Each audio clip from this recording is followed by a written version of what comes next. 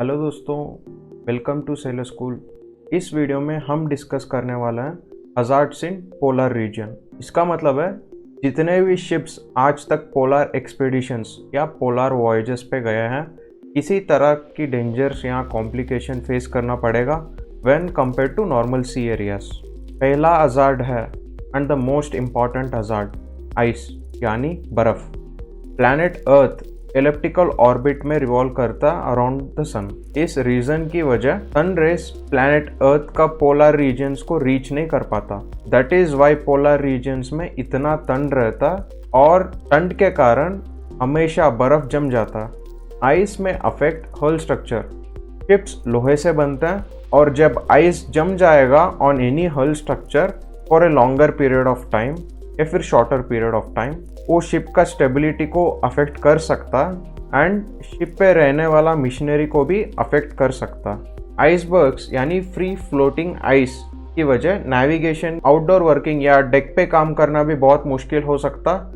अगर बर्फ़ डेक पे जम जाएगा तो स्लिपरी भी हो सकता एंड मोस्ट इम्पॉर्टेंटली अगर शिप अच्छे स्टैंडर्ड वाले लोहे से नहीं बना तो ब्रिटल फ्रैक्चर हो सकता, डैमेजिंग द हल of the ship. Brittle fracture का मतलब है जब बल्कि एक्सट्रीम कोल्ड टेम्परेचर को फेस करना पड़ा तो मेटल कॉन्ट्रैक्ट होता है। ये मेटल का एक प्रॉपर्टी है। अगर वो मेटल अच्छे स्टैंडर्ड वाला नहीं है तो वो ज़रूर क्रैक हो सकता है due to brittle fracture. Number 2, पहले ही बता दे रहा हूँ, बर्फ़ और ठंड दोनों अलग ही कॉन्सेप्ट हैं। बिना बर्फ़ गिरे भी कोई जगह ठंड हो सकता, तो ठंड की वजह डेक वर्क करना बहुत ही मुश्किल काम है। And I also want to say that I'm really appreciating to all seafarers जिन्होंने भी ठंड में होल्ड वॉशिंग किया है। ठंड की वजह survival time of a human being in case of emergency या कैजुअलिटी सिनेरियो में बहुत ही कम हो सकता। Number 3, continuous day and night time. इस दुनिया में ऑलमोस्ट सभी जगह में दिन और रात का टाइम इंटरवल्स रहता है, पर पोलर रीजन्स का बात ही अलग है। दिन या रात का टाइमिंग अर्थ का पोजीशन के ऊपर डिपेंड करेगा इन इट्स ऑर्बिट। मैं समर और विंटर सोलिस्टिस के बारे में बात कर रहा हूँ। समर सोलिस्टिस में नॉर्थ पोल में सिर्फ डे टाइम होता है एंड साउथ पोल में सिर्फ नाइट टाइम, और सनराइज या सनसेट नहीं होगा क्योंकि पोलर रीजन्स में सभी सेलेस्टियल बॉडीज सर्कमपोलर ऑर्बिटल्स में घूमते हैं। सर्कमपोलर का मतलब है हमेशा celestial body above the horizon होता है। ये कंटिन्यूस डे या नाइट साइकिल ह्यूमंस को एडजस्ट होने में थोड़ा मुश्किल होगा, स्पेशली फॉर द सीफेरर्स। चौथा पॉइंट है हाई लैटिट्यूड।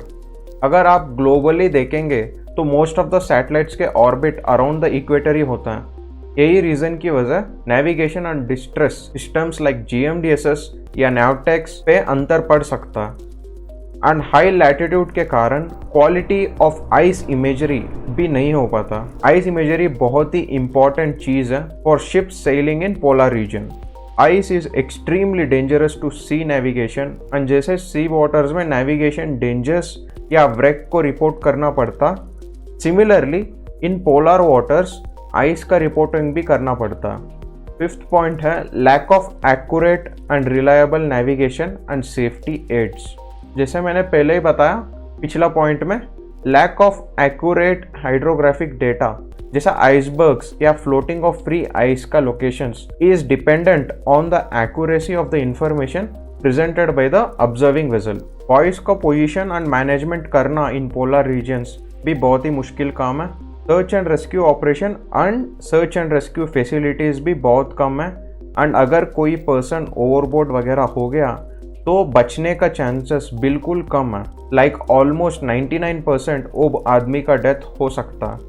सिक्स्थ पॉइंट होगा lack of experience and emergency equipment. Normal seas और पोलर रीजन्स में काम करने में बहुत ही फर्क है जब आप कंपेयर करेंगे, क्योंकि पोलर रीजन्स में harshness of weather and working environment भी बहुत ही डिफिकल्ट होता है।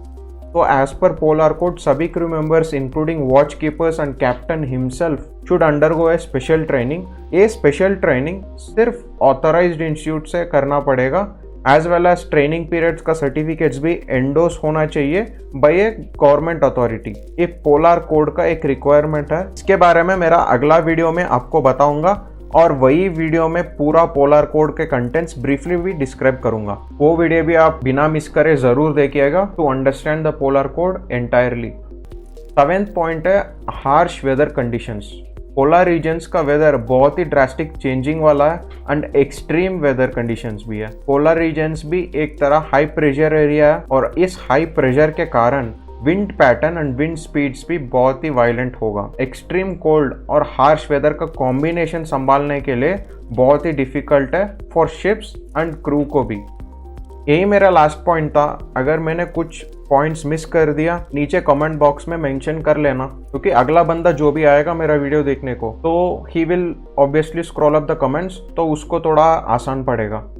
मेरा अगला वीडियो में आपको बताऊंगा पूरा पोलर कोड का फ्लो चार्ट और बहुत आसान तरीके से पोलर कोड को कैसे समझना है एंड कैसे इजीली याद रखने का।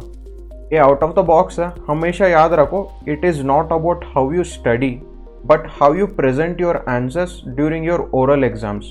मतलब कुछ भी करके पढ़ो बट आप जो प्रेजेंट करते हो जब एग्जामिनर पूछता है तो सोच समझ के करो, then I think it will be a sure shot that you will pass your oral exams.